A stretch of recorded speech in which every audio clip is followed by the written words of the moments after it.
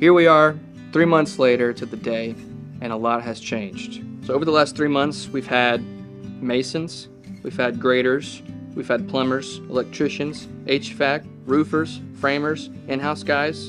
So we've had a lot of people here in the last 3 months. We started with 2,200 square feet, and we have effectively added 1,700 square feet, almost doubling the amount of space we have. See, our last video, we hinted at some termite damage, and boy, did we have some termite damage.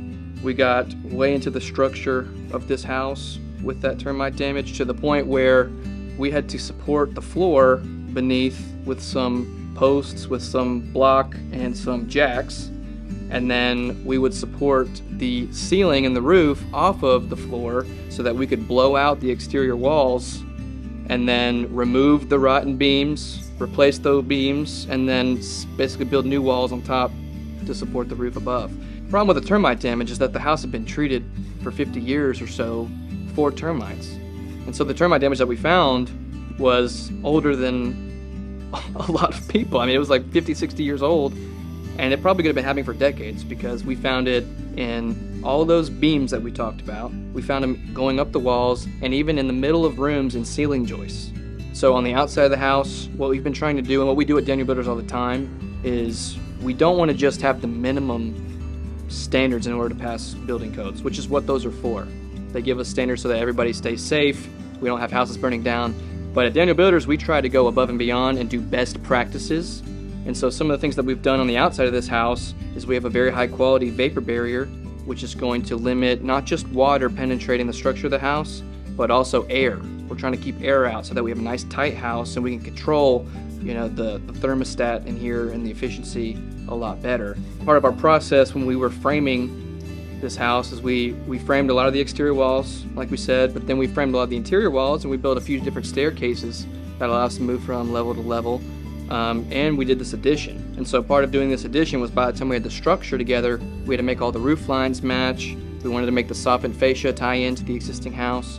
And then the cherry on top was getting a brand new roof that tied it all in. Our design team does a great job by giving us elevations for different hardwares and things like that, to where we're gonna, when we say blocking, we're gonna put in like a 2x10 or a 2x8 in between the studs that's shot in there with some nails.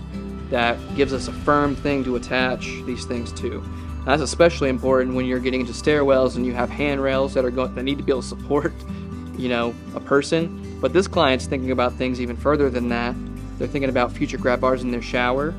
They're thinking about having maybe a chairlift in the future going from one level to another. And so we're adding all that structure in now before the drywall gets in, because it's always worse to do it later. So when you do a renovation, there's unknowns that you just can't solve for, because you can't see everything at the time when you get started. But at this house, we have seen it all, and there's not going to be any more surprises when it comes to that. And one of the downsides to that is so much of the old had to be torn out.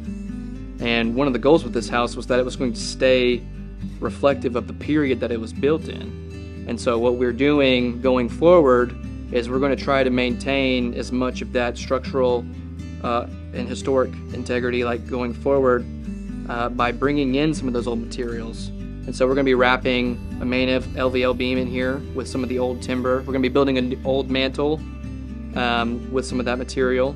And we're going to be, a lot of our trim is going to be like time period correct, so that it feels like an old house with character, even though much of this house is new.